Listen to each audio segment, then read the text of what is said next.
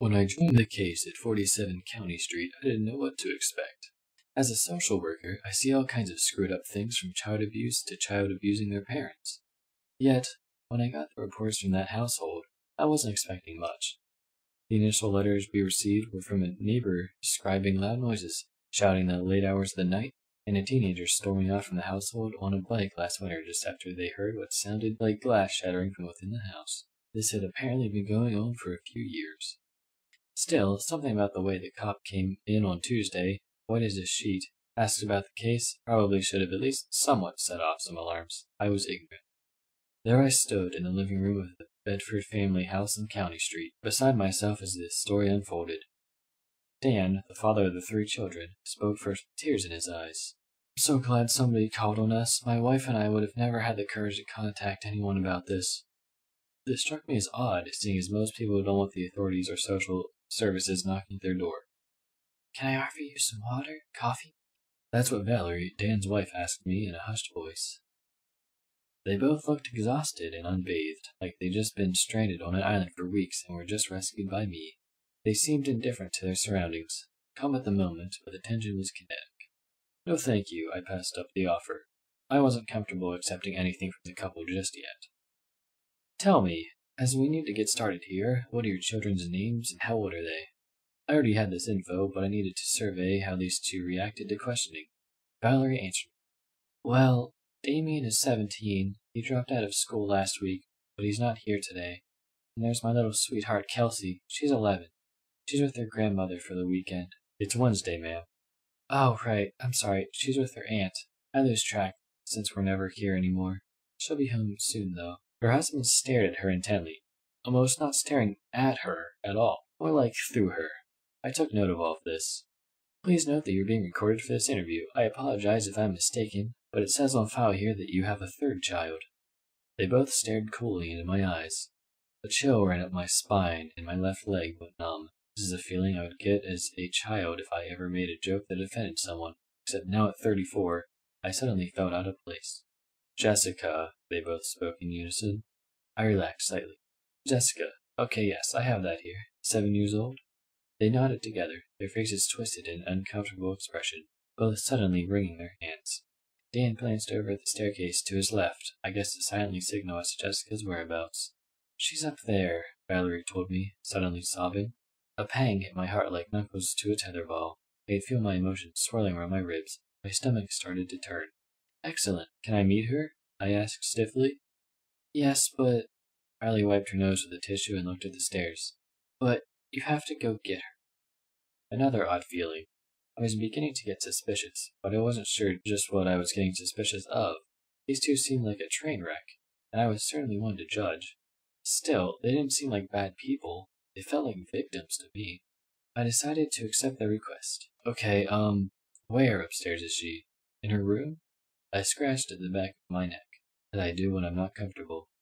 "Yeah," they both answered at the same time again. I stared at both of them for a bit before standing up and heading toward the stairs. My heart jumped as my foot hit some metal across the floor.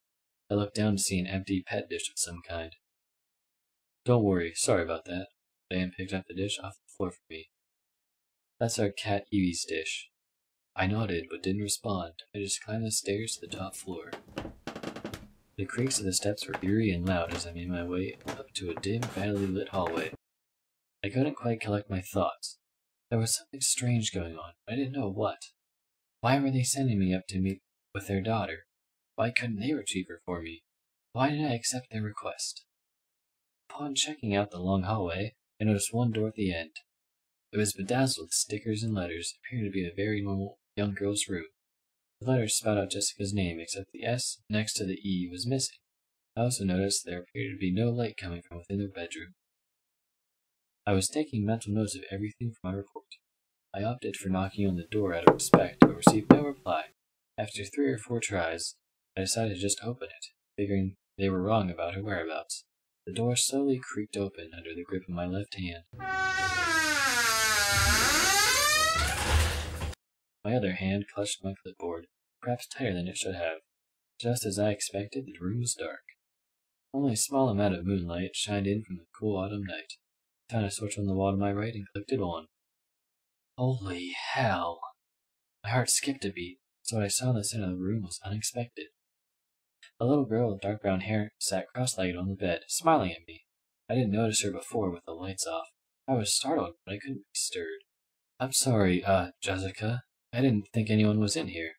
Hi, is all she said, still smiling at me. Hi, I'm here talking with your parents and they told me you'd be up here. I just need to ask some questions. Is that okay, Jessica? Is this like a game? She asked. The smile never left her face. The problem is, what seemed like a happy smile at first suddenly seemed a little off. I'm not sure what the feeling was I was getting, but it definitely made me unnerved. Not exactly, but it'll take only a moment. She just stared at me, her off-kilter smile never changing. I moved towards the dresser across from her bed and pulled out my pen. Jessica, how are you feeling today? Hungry? I blinked a couple of times.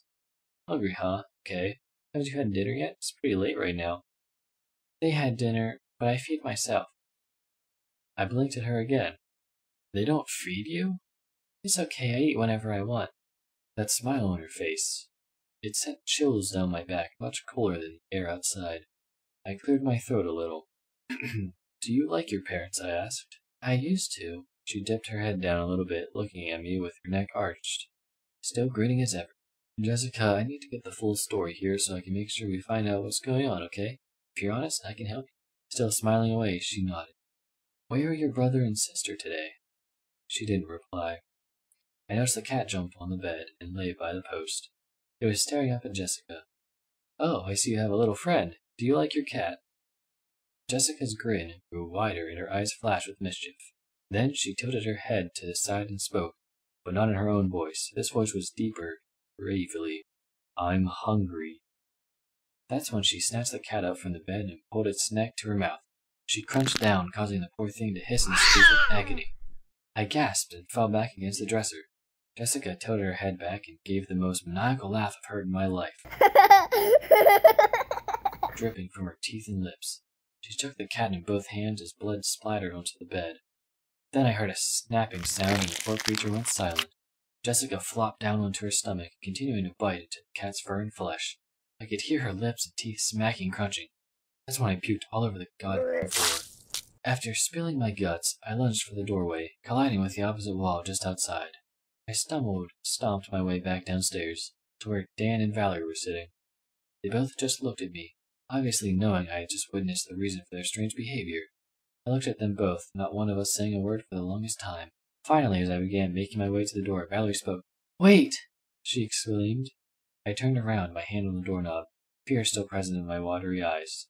Valerie looked at me with a saddest face, gripping her husband's arm so tight and said, Aren't you going to help us?